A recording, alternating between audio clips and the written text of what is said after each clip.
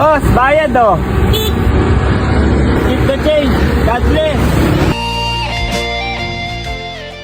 Hindi nga lang basta pinusuan ng publiko ang viral boss bayad po keep the change video ng vlogger na si Aldrin John Santos dahil nag-iwan din naman ito ng iba't ibang positibong komento. Ito yung literal na hindi scripted. Grabe yung mukha ni tatay. Gantong tulong sana, walang intro-intro at kadramahan. Gantong content dapat ang sinishare. Ang saya ni tatay sa 1K.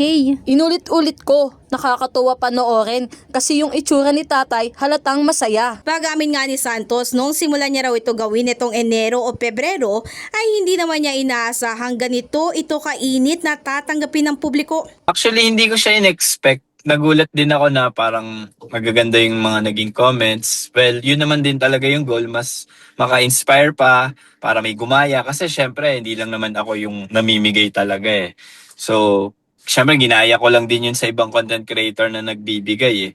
Paglilinaw pa niya, hindi niya ito naisipang gawin dahil pera ang habol niya, bagkus iba lang daw talaga ang fulfillment na nararamdaman niya tuwing ginagawa niya ito. Malalaman lang nila, hindi naman ganun kalaki talaga yung kitaan sa monetization, lalo pag sa maiksing video lang eh. Tapos magbibigay ka ng ganun kalaki. No, kumbaga bumabawi ako sa mga promotions ko sa kabilang app sa TikTok. Pero yung pagpapromote nga ng sugal, hindi ko pinapasok eh. Kung papasokin ko yun, mas malaki mabibigay ko, mas malaki yung yun, doon ako papaldo, pero hindi ko siya gagawin kasi magagalit sa akin si Lord eh. Kwento pa niya, bata pa lang siya, ipinangaralan na siya ng kanyang yumaong ina na mas mainam na magbigay kaysa tumanggap. Maliban pa nga rito, sa tingin daw niya ay na-adapt din niya ito sa kanyang ama na nooy naglilingkod bilang barangay councilor sa kanilang lugar. Kasunod nga nito, hindi raw ito ang unang beses na tumulong siya at maging ang kanyang mga kapatid. Ako lang yung content creator sa amin, pero yung kami magkakapatid, somehow matulungin naman talaga kami. Like, nung nag-Ondoy station, yung mga customer namin na malapit sa ilog nun, nabaha sila. Way back ano pa yun, di ba? 2009 ba yun?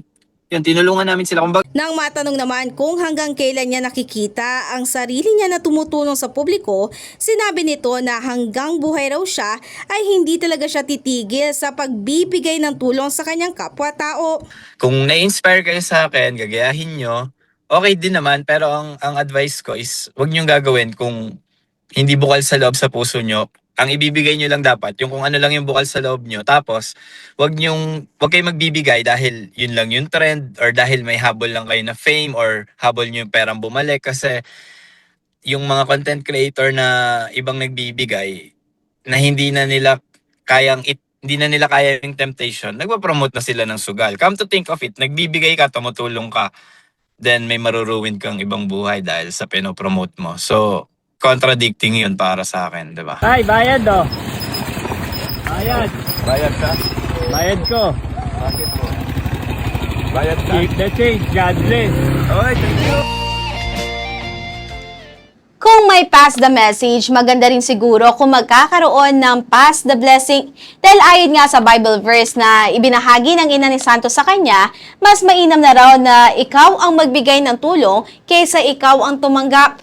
At lagi rin tatandaan na walang anumang bagay ang may tuturing na maliit na tulong, lalo na nga kung ito ay galing sa puso. In the heart of changing lives, ako si Brigada Ann Cortas ng 105.1 Brigada News FM Manila, the Music News Authority.